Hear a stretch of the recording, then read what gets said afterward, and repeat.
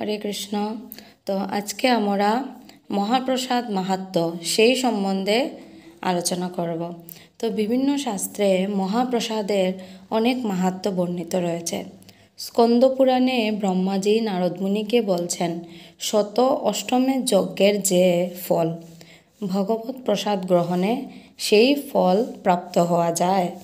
এবং স্কন্দ পুরাণে আরও বলা হয়েছে, তুলসী পত্রযুক্ত নৈবেদ্য অশেষ বা ভগবানের মহাপ্রসাদ আস্বাদনের দ্বারা মহাপাপ বা সমস্ত পাপ বিদূরিত হয়। ব্রহ্মাণ্ড পুরাণে উল্লেখ করা হয়েছে, প্রতিদিন ভগবান শ্রীহরির মহাপ্রসাদ গ্রহণ করলে প্রতি গ্রাসে গ্রাসে শত চন্দ্রায়ণ ব্রত অপেক্ষাও অধিক ফললাভ হয়। মহাপ্রসাদ প্রসাদ মানেই হচ্ছে ভগবানের কৃপা। কিন্তু এই প্রসাদ গ্রহণে যদি কারো কোনো বিকার উদয় হয় বা অশ্রদ্ধার উদয় হয়, তাহলে তাকে কুষ্ঠরোগী হয়ে নরকগামী হতে হয়।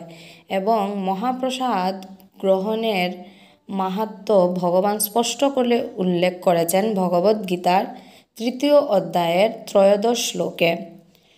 यज्ञ सृष्टाशिनो शान्तो मुच्यन्ते सर्वकिल्बिषाय भुज्यन्ते त्व अगम पापाये पचन्त्वा आत्मकारणात्। ভগবত ভক্তেরা সমস্ত পাপ থেকে মুক্ত হন, কারণ তারা যজ্ঞা বিশিষ্ট অন্নাদি গ্রহণ করেন। যারা কেবল স্বার্থপর হয়ে নিজেদের ইন্দ্রিয়ের তৃপ্তির জন্য অন্নাদি পাক করে, তারা কেবল পাপই ভোজন করে। তো মহাপ্রসাদ গ্রহণের যে গুরুত্ব, এটি ভগবান স্পষ্ট করে এখানে উল্লেখ করেছেন। এবং শ্রীমদ্ ভগবদ গীতাতে 9 অধ্যায়ে 26 নম্বর শ্লোকে ভগবান উল্লেখ করেছেন যে ভগবান কি কি অ্যাকসেপ্ট করেন, ভগবানকে আমরা কি কি নিবেদন করতে পারব।